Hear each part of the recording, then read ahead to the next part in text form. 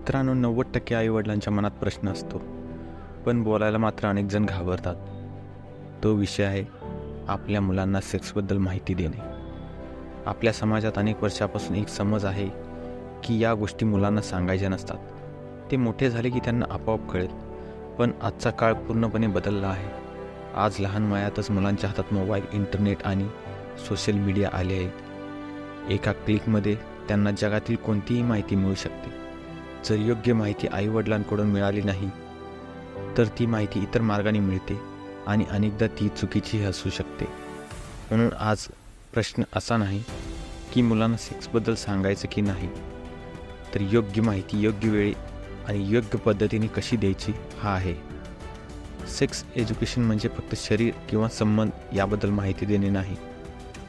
त्याचा अर्थ आहे मुलांना स्वतःच्या शरीराचा आदर करायला शिकवणे, सुरक्षितता समजावून सांगणे आणि योग्य अयोग्य वर्तन ओळखायला मदत करणे. आज समाजात जे अनेक गैरप्रकार घडताना दिसतात त्यामागे अज्ञान हे एक मोठं कारण असतं. ज्या मुलांना योग्य माहिती मिळते ती मुलं अधिक जागरूक आणि सुरक्षित राहतात. मुलांना ही माहिती एकदम देण्याऐवजी टप्प्याटप्प्याने देणे आवश्यक असते. लहान वयात म्हणजे साधारणपणे 5 ते 7 वर्षाच्या दरम्यान मुलांना सर्वप्रथम त्यांच्या शरीराची ओळख करून द्यावी. त्यांना सांगावं की त्यांचं शरीर त्यांचं स्वतःचं आहे आणि कोणीही त्यांच्या परवानगीशिवाय स्पर्श करू शकत नाही.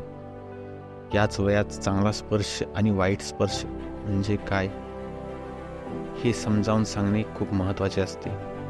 जर कोणीतरी चुकीचा स्पर्श केला तर लगेच आईवडिलांना सांगावं हे मुलांना शिकवणं आवश्यक आहे.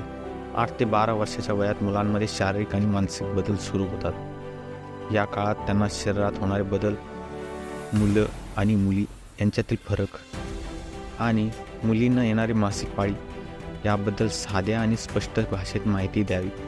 ही माहिती दिल्याने मुलांना गोंधळ वाटत नाही आणि ते बदल स्वाभाविक आहे हे त्यांना समजते. 13 वर्षानंतर मुलं किशोर वयात प्रवेश करतात. या वयात त्यांना आकर्षण, संबंध, जबाबदारी आणि सुरक्षिततेबद्दल समजावून सांगणं गरजेचं असतं. संबंध म्हणजे फक्त आकर्षण नाही, तर त्यामध्ये भावना, विश्वास आणि जबाबदारी असते. हे मुलांना समजावणं महत्त्वाचं आहे. मुलांशी या विषयावर बोलताना पालकांनी काही गोष्टी लक्षात ठेवणे आवश्यक आहे. सर्वप्रथम शांतपणे आणि मोकळेपणाने बोलणे आवश्यक आहे.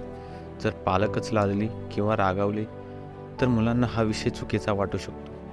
त्यामुळे साधी आणि स्पष्ट भाषा वापरणे गरजेचे आहे. मुलांना प्रश्न विचारू द्यावेत आणि त्यांना समजेल अशा पद्धतीने उत्तरे द्यावीत.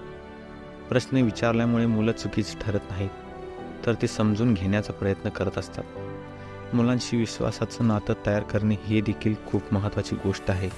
मुलांना असं वाटायला हवं की काहीही प्रश्न असला तरी ते आईवडिलांशी मोकळेपणाने बोलू शकतात. ज्या घरात संवाद असतो त्या घरात गैरसमज कमी होतात आणि मुलं चुकीच्या मार्गावर जाण्याची शक्यता देखील कमी होते. आज अनेक पालक एक मोठी चूक करतात. ते मुलांना या विषयावर काही सांगत नाही, पण त्याचवेळी त्यांच्या हातात स्मार्टफोन देतात. इंटरनेटवर योग्य माहिती असतेच, पण त्याचबरोबर चुकीची माहिती मोठ्या प्रमाणात असते. त्यामुळे जर पालकांनी मुलांशी संवाद साधला नाही तर मुलं इतरांकडून किंवा इंटरनेटवरून अपुरी किंवा चुकीची माहिती घेऊ शकतात. मुलांना फक्त माहिती देणे पुरेसे नसतं, तर त्यांना मूल्यही शिकवणे गरजेचे असतं.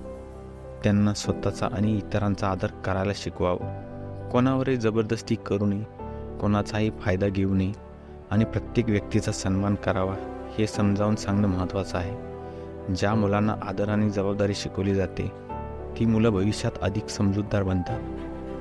पालकांनी मुलांचे फक्त पालक राहू नये, तर त्यांचे मित्रही बनावे.